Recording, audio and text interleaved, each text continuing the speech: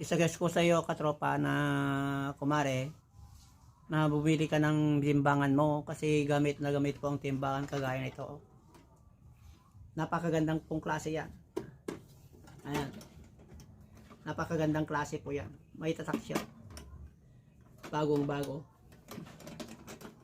Saka meron siyang stainless na lalagyan pag may kinikilo ka. 20 kilos na rin po yan. Ayan, napakahusay po nito. Kung gusto po ninyo ng ganitong uri ng timbangan, nasa yellow basket ko po. Mamili po kayo kung anong gusto nyo, yung flat o ganito. Andyan po sa aking yellow basket. Mamili po kayo. Napakamura po ang timbangan.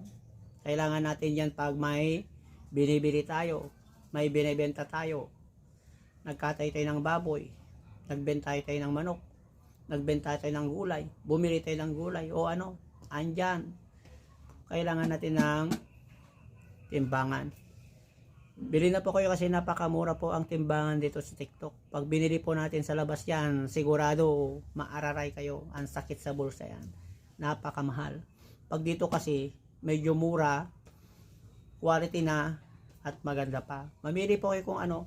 Kasi, available na rin po sa aking yellow basket yan. Napakamura ang timbangan nito. Check out na po kayo katropa kasi murang-mura. Kailangan natin to sa ating buhay. Sana bawat tahanan mayroon siyang simbangay. Yung mga sa restore dapat may timbangan yan.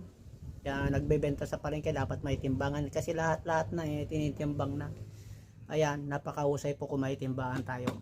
Sa yellow basket ko po, mamili po kayo kung anong gusto yung kulay, anong gusto yung style. Nandiyan po, napakamura po siya. Check out na katropa.